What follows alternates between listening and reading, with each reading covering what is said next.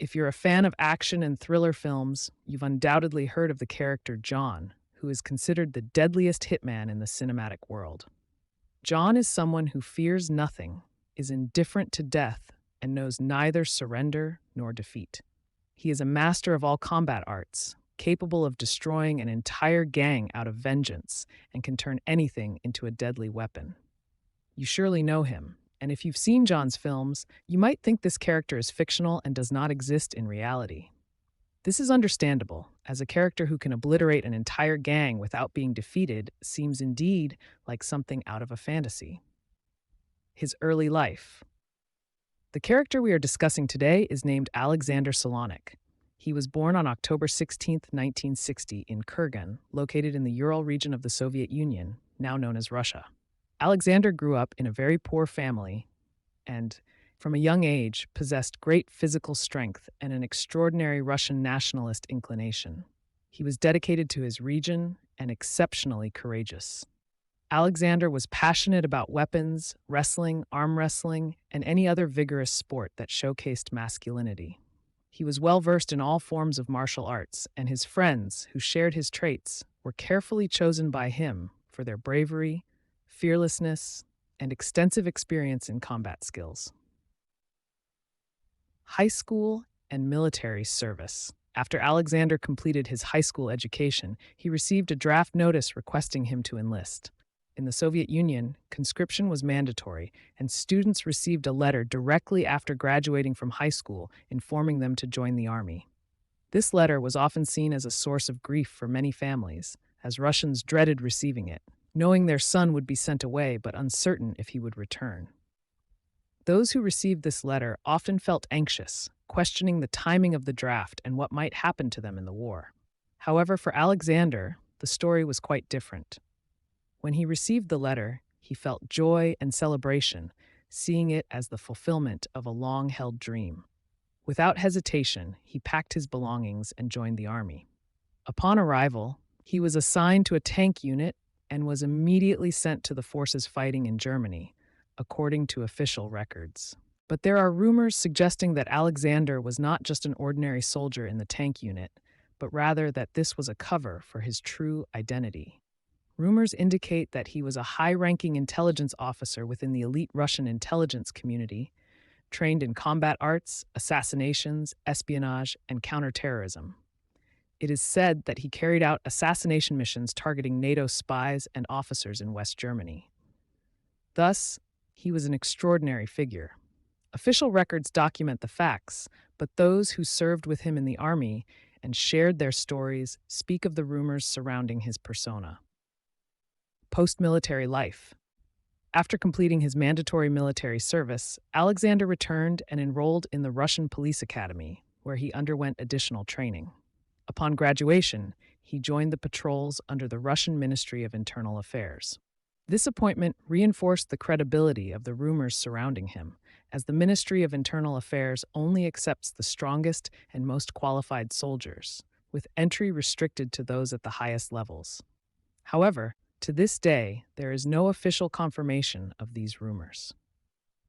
After returning from military service and joining the police academy, Alexander began working at the Ministry of Internal Affairs.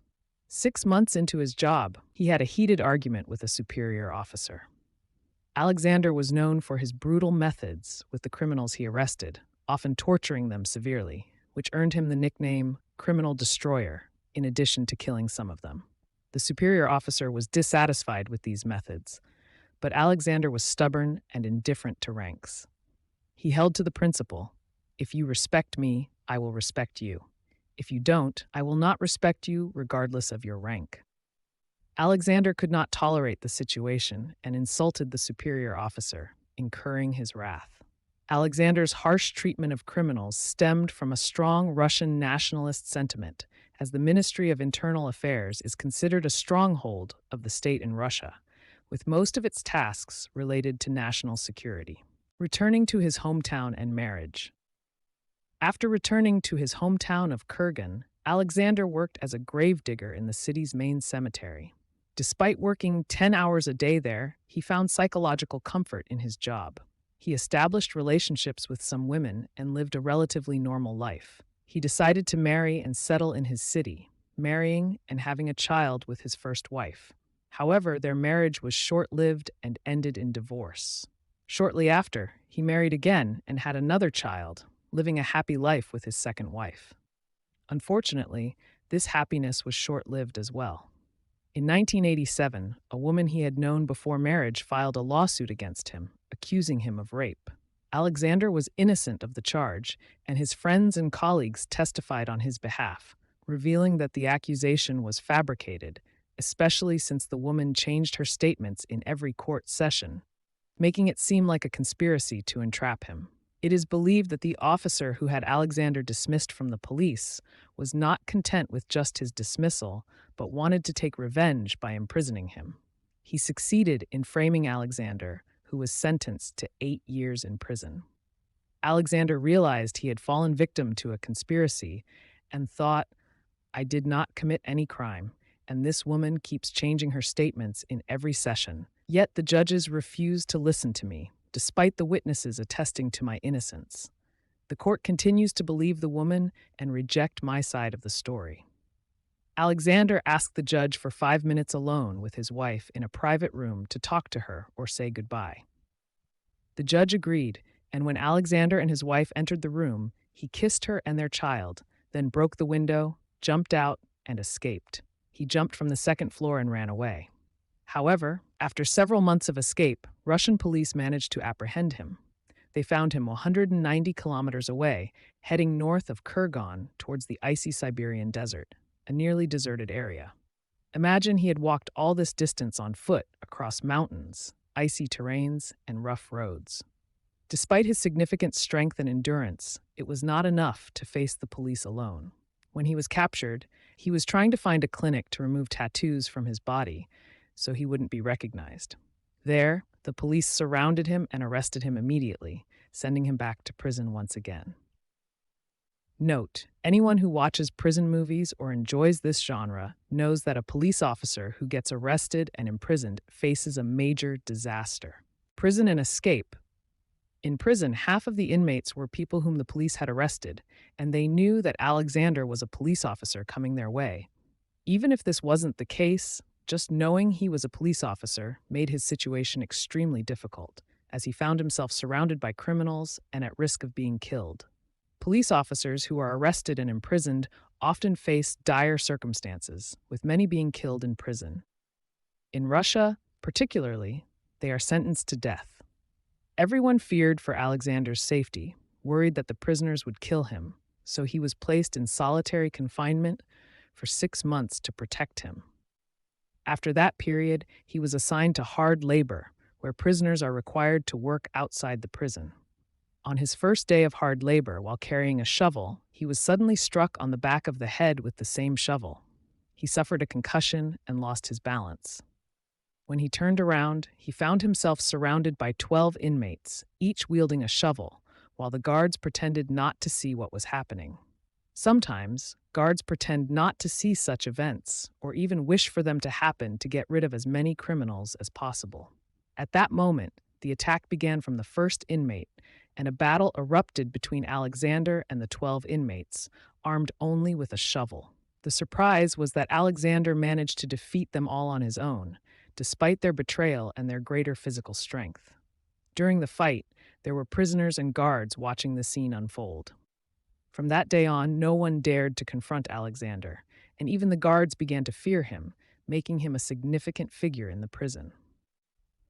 What amazed everyone was that Alexander wasn't physically imposing. He was shorter than the average Russian, which meant that the inmates who attacked him were taller and physically stronger. Yet he managed to overcome them with his strength and skill. After spending 2 years in prison, Alexander managed to escape in mysterious ways. He passed through checkpoints and guard stations without being noticed, and his escape wasn't discovered until later. He returned directly to his city, Kurgan. Return and joining the Mafia. What did Alexander do after his release from prison or escape? Remember that he had a strong sense of Russian nationalism and hated criminals and the Mafia. He was expelled from the police due to his brutal methods, and after being expelled and fleeing from the government, including a long period in prison, With 6 months in solitary confinement due to a dispute with an officer, his nationalist inclination turned into deep hatred. Upon returning to his city, Kurgan, after his escape, Alexander discovered that most of his friends had become part of Russian mafias, with some of them even starting their own gangs. The mafias there were involved in various businesses, such as opening restaurants and cafes. He had a friend named Andrei, who was one of his main supporters during the court case when a woman accused him of rape. Andrei ran his own gang, and Alexander decided to join his friend's gang. His first task was to eliminate rivals from another mafia. In 1990, at less than 30 years old, Alexander carried out the mission and easily killed the leader of a major rival mafia. After this operation, Alexander's gang became the dominant force in Kurgan. By eliminating the biggest mafia boss in the city, he drove other gangs away. Since then, Kurgan was under the control of Alexander and his friends. However, they later realized that Kurgan and the surrounding cities did not provide sufficient funds, so they decided to move to the capital, Moscow. Moscow and other mafias. In 1992, Alexander's gang arrived in Moscow to send a message to other gangs that they had become a force to be reckoned with. This came after Alexander killed Viktor Nikiforov, a professional and feared contract killer who worked for a powerful mafia and was considered their ultimate weapon.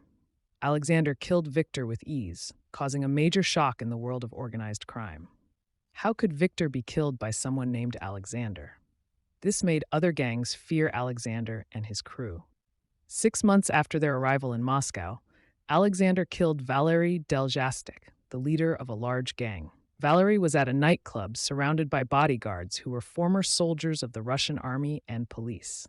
Alexander entered the nightclub carrying 2 pistols and started shooting, killing Valery and most of his guards. Even when a new leader took over the gang, Alexander killed him a year and a half later, leading to the gang's downfall. It became clear to other gangs that no leader could survive if Alexander targeted him, so they avoided confronting him. But the situation didn't end there. After some time, Alexander's gang needed money, so Alexander began extorting leaders of rival mafias, including Otari, a mafia boss feared even by the Russian government. Alexander's associates advised him to stay away from Otari because he was dangerous and insane, but Alexander ignored their warnings and continued his extortion. When Otari refused Alexander's demands and mocked him, Alexander responded by showing him who he was. Despite the heavy security, Alexander went alone to Otari and killed him. After Otari's death, who was feared by the government, everyone began to fear Alexander. Anyone who decided to confront Alexander considered themselves dead. Any gang leader who discovered that Alexander was targeting him would immediately write his will. Alexander had various nicknames, including Sasha the Macedonian and Azrael of the Mafia, but the most common nickname was Alexander the Killer, a title he earned because he did not care about the location or the number of guards. Once he had a picture of his target, he would go after them and eliminate them, eliminating rivals and his intelligence. At one point, Alexander was assigned the task of killing the leader of a Russian mafia. The leader was extremely cautious, traveling with a convoy of armored vehicles and surrounded by guards. He would often disappear to avoid being tracked, but Alexander knew the location of his hideout. One day, while the leader was en route to his hideout, he got out of his car with his guards around him. Suddenly, without warning, he was struck by a bullet from a distance that penetrated his head and exited through the other side, completely destroying his head. The guards were stunned by what had happened, and as they realized the situation, they began to fall one by one. Alexander had previously located the leader's secret hideout, so he gathered 6 men and, with the support of a sniper, surrounded the area. From over 200 meters away, they opened fire and killed everyone. Alexander's assassinations were not limited to Moscow. They extended to surrounding cities and distant locations. He would sometimes travel to carry out his hits, surprising mafia leaders with new killing techniques they were not accustomed to. Sometimes he would kill stealthily, like a covert operative, while at other times he would storm locations and shoot everyone using knives, pistols, machine guns, and rifles. He did not have a fixed method, but the only constant was targeting mafia leaders and high-profile figures within the Russian mafia. He also targeted people feared by the government. Another constant was that he never failed a mission. All his assignments were successful, and during more than a year of working with the Mafia, Alexander became a terror to other mafias. As soon as they learned that Azrael of the Mafia was in town, they would flee. Some, upon learning that Alexander was coming specifically to assassinate someone, would either surrender themselves or send gang members to him, knowing that no matter how hard they tried to protect or escape, he would find them and eliminate them. State pursuit. As his name grew in prominence, the Russian government decided to find a solution. They began to track him and locate his hideouts. They pursued him through the streets of Moscow, where he managed to evade the police by driving with one hand while holding a machine gun in the other and shooting at the police. During this period, he killed 7 officers, but a gunshot wound to his kidney caused severe bleeding. The police were astonished by his ability to kill 7 officers, noting that he was driving at top speed and shooting one-handed as if it were a game. After his injury, he stopped driving and was apprehended. Before being sentenced, he was taken to the hospital to treat his wound and remained there for 6 months until he recovered. Planning the collapse of the Soviet Union and the mafias.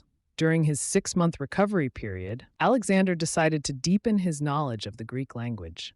He had some background in the language, but wanted to improve his skills.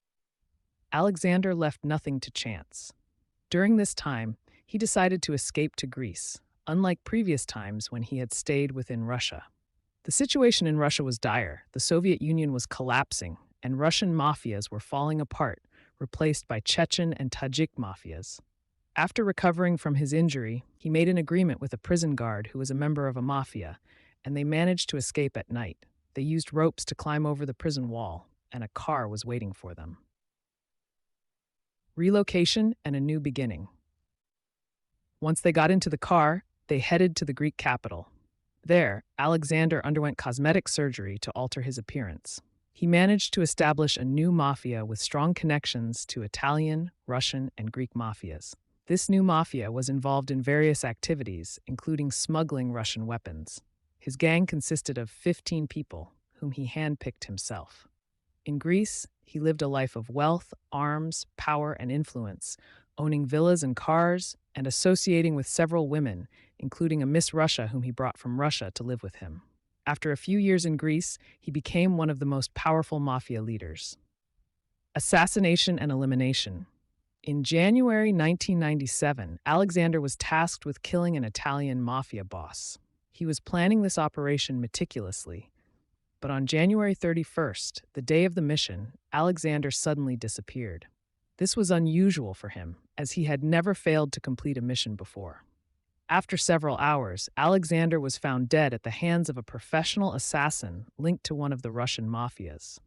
He was killed in his villa in Greece at the age of 36. Imagine, dear reader, that Alexander achieved all these accomplishments before he turned 40. When the Greek police entered his villa, they were shocked by what they discovered. They found a massive arsenal of weapons, some of which were not even available to the military. Alexander was passionate about weapons, and according to reports, he killed 43 mafia bosses or prominent figures in the criminal world during his lifetime. In addition to the guards and police officers he killed, and the criminals he eliminated while working as a policeman. Some sources suggest that the number of his mafia victims exceeds 150, not including those killed by his own mafia. In other words, this figure only includes those killed directly by his hand, not counting the assassinations he ordered through his mafia. Reminder and note, in Russia, never underestimate the power of large forces. Militias there wield significant power. It seems that the state initially tolerated his presence, enjoying watching him grow and become a formidable force. However, when it was time to eliminate him, the state issued instructions to other mafias to kill him, as he had become a substantial threat to the state itself. Immediately, the mafias raided his home and killed him. Conclusion. Let us not forget that courage does not prevent us from observing how a person changes when they are wronged, as their principles may shift entirely. He loved his family, his neighborhood, and his homeland, and was nationalistic, But when he faced injustice in his own region, his love for his nationality turned into hatred, and he turned against it. Sometimes we love people and give them everything we have, but in return, they wrong us and treat us in ways they wouldn't even treat their enemies. We give, love, and stay loyal, but in the end, we are wronged. So we should not be surprised if we decide to leave them or change our stance against them one day. Do not be astonished by our reactions.